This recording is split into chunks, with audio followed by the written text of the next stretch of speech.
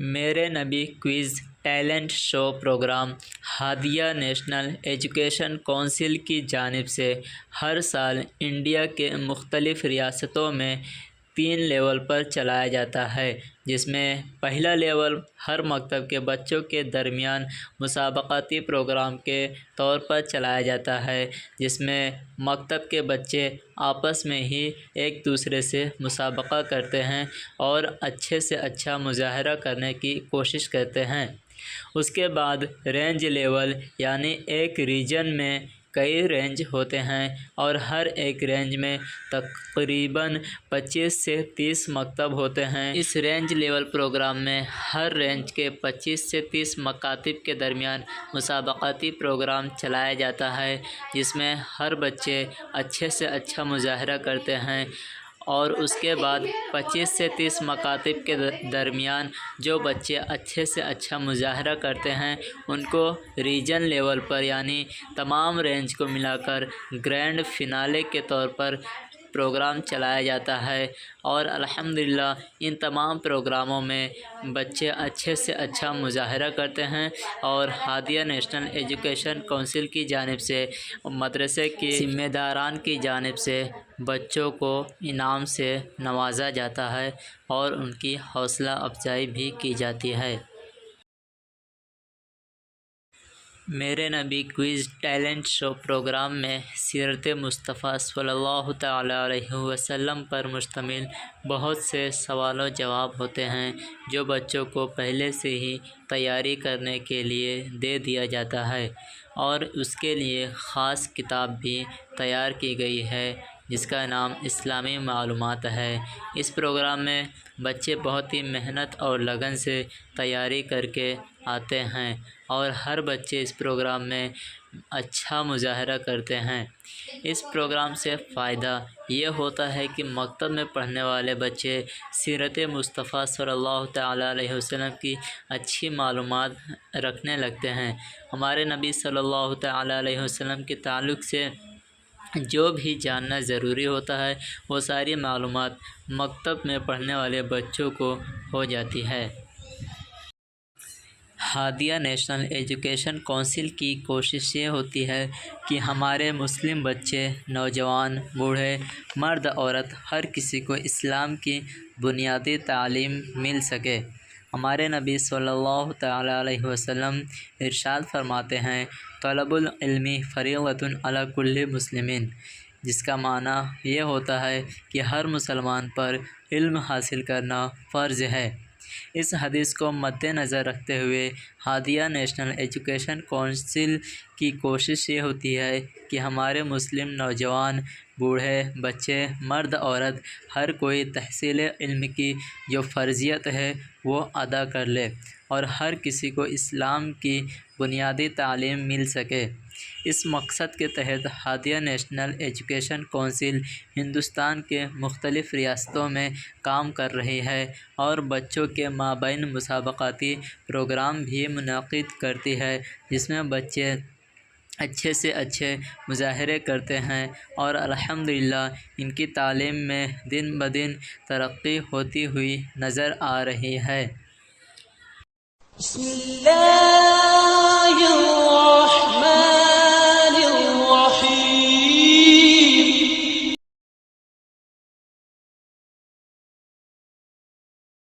سوال نمبر 63۔ آپ صلی اللہ تعالیٰ علیہ وسلم اعلان نبوت سے قبل عبادت و ریاضت کے لیے کہاں تشریف لے جاتے تھے؟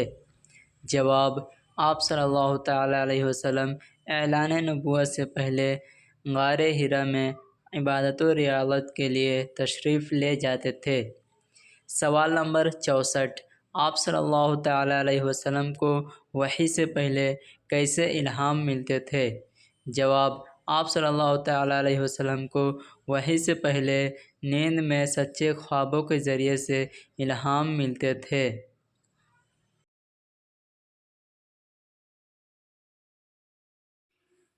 سوال نمبر 65۔ آپ صلی اللہ تعالیٰ علیہ وسلم پر پہلی وحی کب اور کہاں نازل ہوئی؟ جواب: آپ صلی اللہ تعالیٰ علیہ وسلم پر پہلی وحی غار حرا میں پیر کے دن 27 رمضان کو نازل ہوئی۔ سوال نمبر 66، آپ صلی اللہ تعالیٰ علیہ وسلم کے پاس پہلی وحی کون لے کر آیا؟ جواب، آپ صلی اللہ تعالیٰ علیہ وسلم کے پاس پہلی وحی سید الملائکہ حضرت جبریل علیہ السلام لے کر آئے۔ سوال نمبر 67، جب آپ صلی اللہ تعالیٰ علیہ وسلم پر پہلی وحی نازل ہوئی تو آپ صلی اللہ تعالیٰ علیہ وسلم تمام احوال اپنی زوجہ محترمہ حضرت خدیجہ رضی اللہ تعالیٰ عنہ کو بتایا تو وہ آپ صلی اللہ تعالیٰ علیہ وسلم کو کس کے پاس لے کر گئیں؟ جواب، جب آپ صلی اللہ تعالیٰ علیہ وسلم نے تمام احوال ان کو بتایا تو وہ اس کی تعبیر جاننے کے لیے ورقہ بن نوفل کے پاس لے کر گئیں۔ سوال نمبر 68، غار حرا کس پہاڑ میں واقع ہے؟ جواب، غار حرا جبل نور میں واقع ہے۔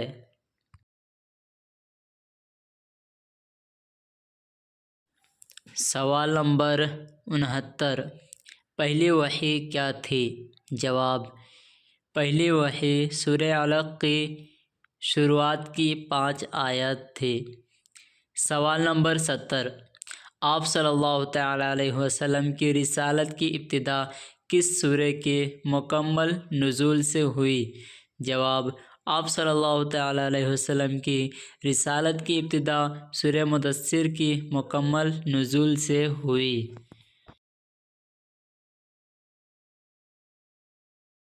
سوال نمبر 71، پہلی وحی کے نازل ہونے کے کتنے عرصے بعد دوسری وحی نازل ہوئی؟ جواب، پہلی وحی نازل ہونے کے 3 سال بعد دوسری وحی نازل ہوئی۔ سوال نمبر 72، آپ صلی اللہ تعالیٰ علیہ وسلم نے کتنے سالوں تک خفیہ تبلیغ کی؟ جواب، آپ صلی اللہ تعالیٰ علیہ وسلم 3 سالوں تک خفیہ تبلیغ کرتے رہے۔ سوال نمبر 73، نبوت کے ابتدائی دور میں حضرت جبریل علیہ السلام کے علاوہ اور کون وحی لایا کرتے تھے؟ جواب، نبوت کے ابتدائی دور میں حضرت جبریل علیہ السلام کے علاوہ اسرافیل علیہ السلام وحی لایا کرتے تھے۔ سوال نمبر 74، آپ صلی اللہ تعالیٰ علیہ وسلم نے سب سے پہلے کس صحابی کے گھر سے خفیہ دعوت و تبلیغ شروع کی؟ جواب، آپ صلی اللہ تعالیٰ علیہ وسلم ارقم بن ابو الارقم رضی اللہ تعالیٰ عنہ کے گھر سے خفیہ تبلیغ شروع کیے۔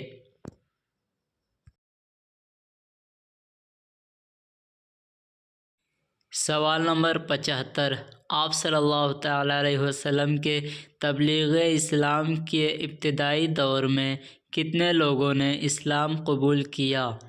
جواب، آپ صلی اللہ تعالیٰ علیہ وسلم کے اسلام کے ابتدائی دور میں تقریباً 40 لوگوں نے اسلام قبول کیا۔ سوال نمبر 76، آپ صلی اللہ تعالیٰ علیہ وسلم اعلان نبوت سے پہلے کیا کام کرتے تھے؟ جواب، آپ صلی اللہ تعالیٰ علیہ وسلم اعلان نبوت سے پہلے مویشی چراتے اور تجارتی سفر کیا کرتے تھے۔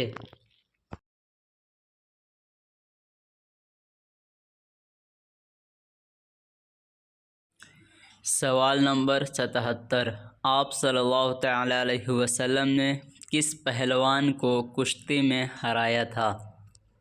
جواب، آپ صلی اللہ تعالیٰ علیہ وسلم نے رکانہ نامی پہلوان کو کشتی میں ہرایا تھا۔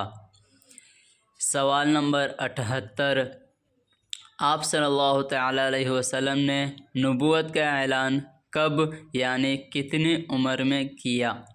جواب، آپ صلی اللہ تعالیٰ علیہ وسلم نے نبوت کا اعلان اپنی 40 سال کی عمر میں کیا۔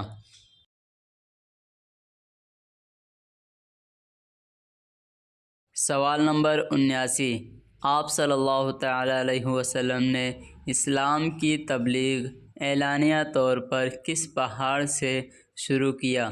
جواب: آپ صلی اللہ تعالیٰ علیہ وسلم نے صفا نامی پہاڑی سے اسلام کی اعلانیہ تبلیغ شروع کیا۔ سوال نمبر 80، سب سے پہلے اسلام قبول کرنے والی خاتون کا نام کیا ہے؟ جواب: سب سے پہلے اسلام قبول کرنے والی خاتون کا نام خدیجۃ الکبریٰ، جو آپ صلی اللہ تعالیٰ علیہ وسلم کی زوجہ محترمہ بھی ہیں۔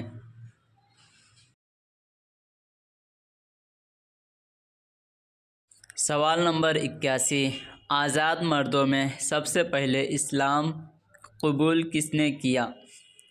جواب: آزاد مردوں میں سب سے پہلے حضرت ابوبکر صدیق رضی اللہ تعالی عنہ نے اسلام قبول کیا۔ سوال نمبر 82، بچوں میں سب سے پہلے اسلام کس نے قبول کیا؟ جواب: بچوں میں سب سے پہلے حضرت علی رضی اللہ تعالی عنہ نے اسلام قبول کیا۔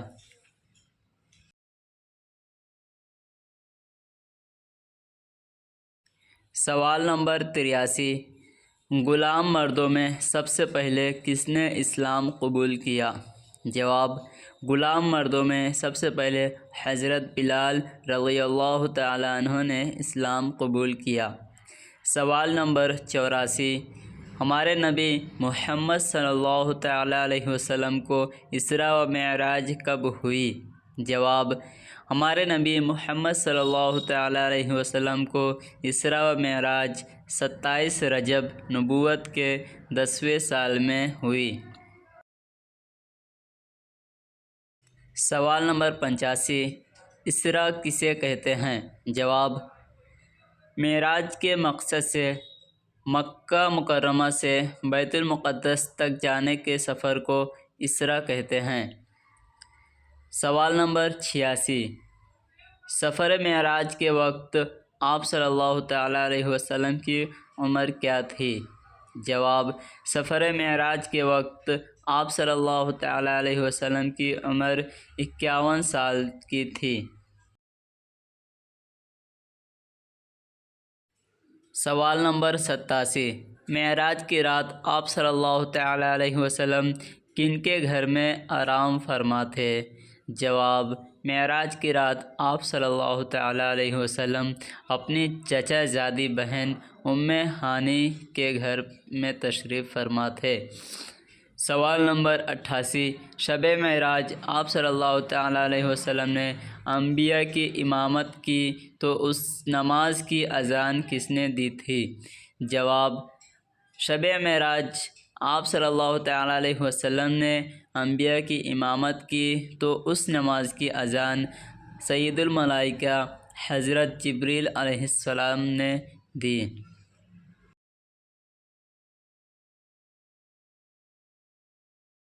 سوال نمبر 89، آپ صلی اللہ تعالیٰ علیہ وسلم کی سفر معراج کے لیے جنت سے بلائی گئی سواری کا نام کیا تھا؟ جواب: آپ صلی اللہ تعالیٰ علیہ وسلم کے سفر معراج کے لیے جنت سے بلائی گئی سواری کا نام براق تھا۔ سوال نمبر 90، سفر معراج میں کس مقام پر پہنچ کر حضرت جبریل علیہ السلام نے کہا میں اس سے آگے نہیں جا سکتا؟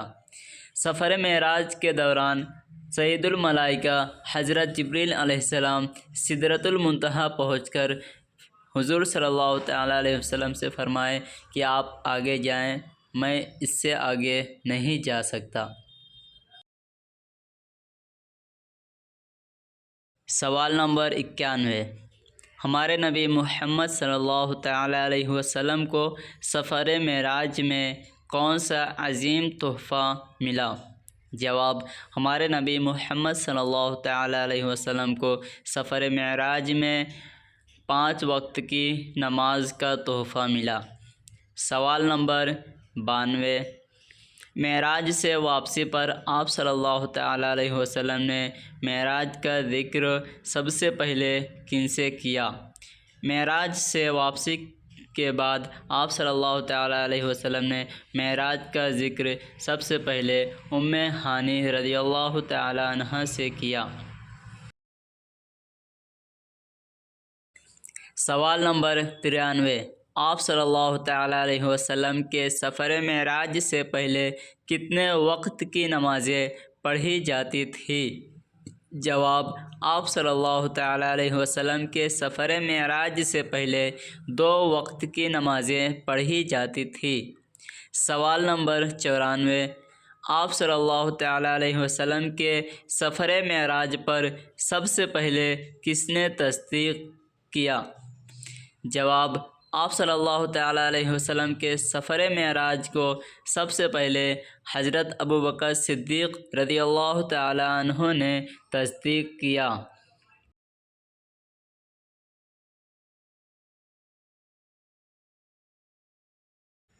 سوال نمبر 95، اسراء و معراج کا ذکر قرآن کی کس سورہ میں ملتا ہے؟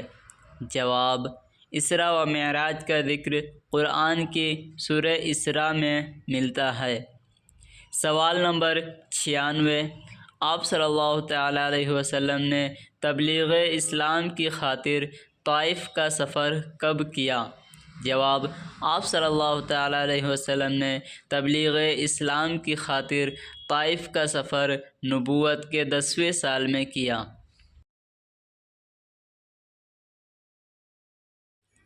سوال نمبر 97، تبلیغ اسلام کی خاطر جب آپ صلی اللہ تعالیٰ علیہ وسلم نے طائف کا سفر کیا تو اس وقت آپ صلی اللہ تعالیٰ علیہ وسلم کے ساتھ کون تھا؟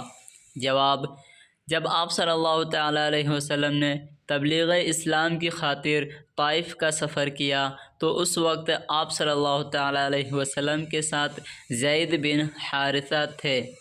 سوال نمبر 98، آپ صلی اللہ تعالیٰ علیہ وسلم کے ساتھ اہل طائف نے کیا معاملہ کیا؟ جواب، آپ صلی اللہ تعالیٰ علیہ وسلم کو اہل طائف نے پتھروں سے تکلیف پہنچائی۔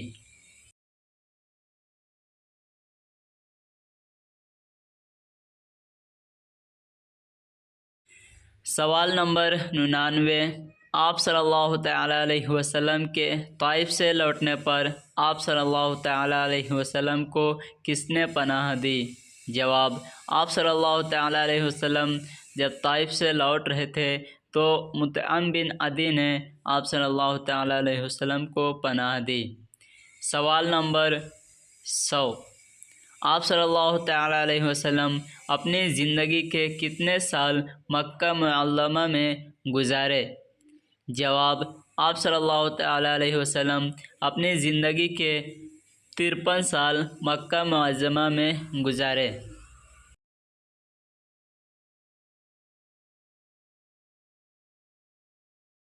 سوال نمبر 101، آپ صلی اللہ تعالیٰ علیہ وسلم نے اعلان نبوت کے بعد مکہ مکرمہ میں کتنے سال گزارا؟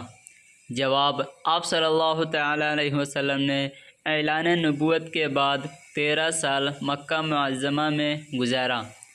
سوال نمبر 102، اہل مکہ اور قریش کے بائیکاٹ کرنے پر آپ صلی اللہ تعالیٰ علیہ وسلم مع اہل خانہ کہاں گئے؟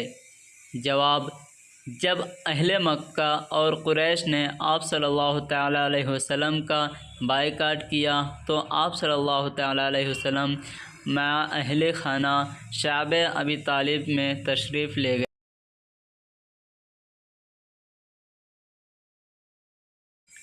سوال نمبر 103، بنو ہاشم کا بائیکاٹ کب کیا گیا؟ جواب، بنو ہاشم کا بائیکاٹ نبوت کے 10ویں سال میں کیا گیا۔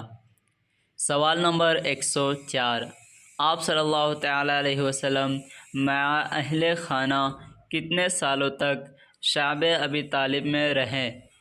جواب، آپ صلی اللہ تعالیٰ علیہ وسلم مع اہل خانہ شعب ابی طالب میں 3 سال تک رہے۔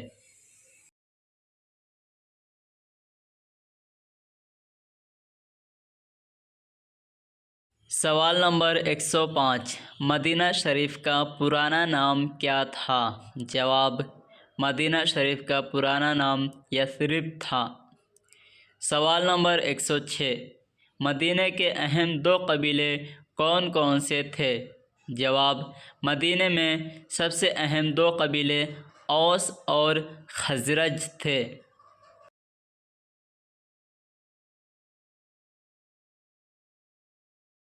سوال نمبر 107، اہل مدینہ میں سب سے پہلے اسلام قبول کرنے والے کون تھے؟ جواب، اہل مدینہ میں سب سے پہلے اسلام قبول کرنے والے اسعد بن زرارہ رضی اللہ تعالی عنہ تھے۔ سوال نمبر 108، مدینہ میں سب سے پہلے جمعہ کی نماز کس نے قائم کی؟ جواب، مدینہ میں سب سے پہلے جمعہ کی نماز حضرت اسعد بن زرارہ رضی اللہ تعالی عنہ نے قائم کیا۔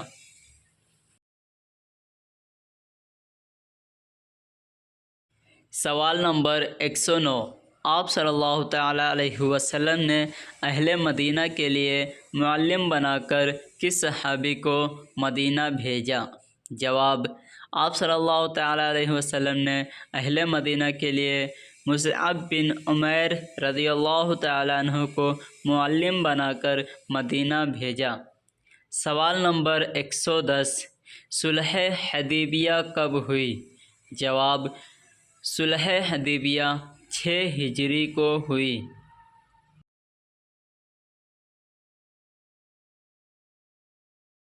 سوال نمبر 111، ہجرت کا معنی کیا ہے؟ جواب، اپنے وطن عزیز کو چھوڑ کر کسی اور وطن میں جا کر بسنے کو ہجرت کہتے ہیں۔ سوال نمبر 112، مہاجر کس کو کہا جاتا ہے؟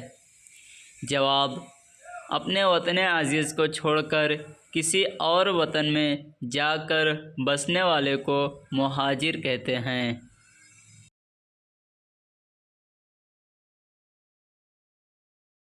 سوال نمبر 113، آپ صلی اللہ تعالیٰ علیہ وسلم نے اپنے اصحاب کو ہجرت کا حکم کیوں دیا؟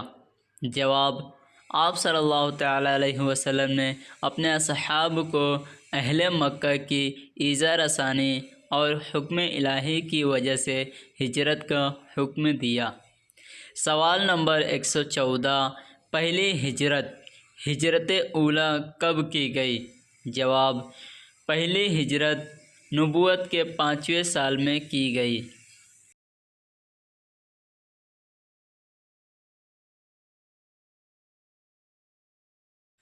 سوال نمبر 115، ہجرت اولیٰ یعنی پہلی ہجرت میں کتنے لوگ شامل تھے؟ جواب، ہجرت اولیٰ یعنی پہلی ہجرت میں 16 لوگ جن میں 12 مرد اور 4 عورتیں شامل تھیں۔ سوال نمبر 116، ہجرت اولیٰ یعنی پہلی ہجرت کے امیر کون تھے؟ جواب، ہجرت اولیٰ یعنی پہلی ہجرت کے امیر عثمان بن مظعون رضی اللہ تعالی عنہ تھے۔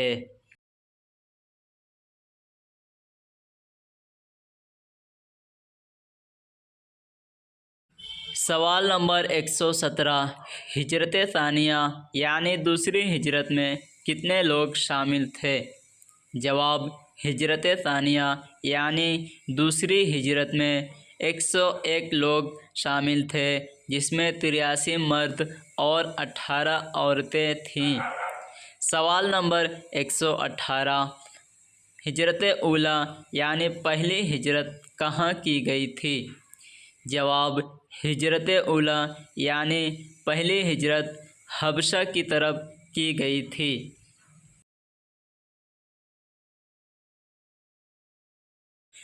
سوال نمبر 119، حبشہ کے بادشاہ کا نام بتاؤ جہاں پر اصحاب رسول صلی اللہ تعالیٰ علیہ وسلم نے پہلی ہجرت کی۔ جواب، حبشہ کا بادشاہ جہاں پر اصحاب رسول صلی اللہ تعالیٰ علیہ وسلم نے ہجرت کی نجاشی تھا۔ سوال نمبر 120، نجاشی بادشاہ کا اصلی نام کیا تھا؟ جواب: نجاشی بادشاہ کا اصلی نام اسمح تھا۔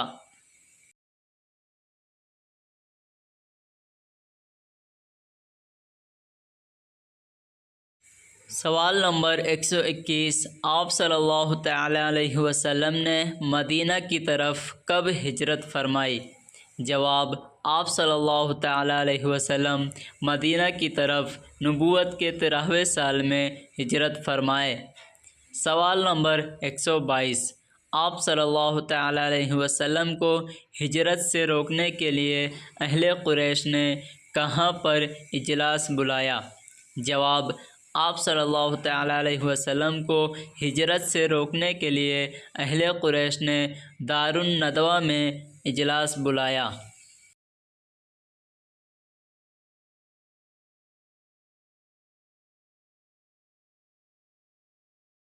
سوال نمبر 123، آپ صلی اللہ تعالیٰ علیہ وسلم کے قتل کی تجویز دار الندوہ کے اجلاس میں کس نے دیا تھا؟ جواب: آپ صلی اللہ تعالیٰ علیہ وسلم کے قتل کی تجویز دار الندوہ میں ابو جہل نے دیا تھا۔ سوال نمبر 124، آپ صلی اللہ تعالیٰ علیہ وسلم ہجرت کے وقت اپنے پاس رکھی گئی امانتیں ان کے اہل کو لوٹانے کے لیے کس کے حوالے کیے؟ جواب: آپ صلی اللہ تعالیٰ علیہ وسلم ہجرت کے وقت اپنے پاس رکھی گئی امانتیں ان کے اہل کو لوٹانے کے لیے حضرت علی رضی اللہ تعالیٰ عنہ کے حوالے کیے۔ اللهم صل على سيدنا محمد وعلى آل سيدنا محمد كما صليت على سيدنا إبراهيم وعلى آل سيدنا إبراهيم إنك حميد مجيد اللهم بارك على سيدنا محمد وعلى آل سيدنا محمد كما باركت على سيدنا إبراهيم وعلى آل سيدنا إبراهيم إنك حميد مجيد۔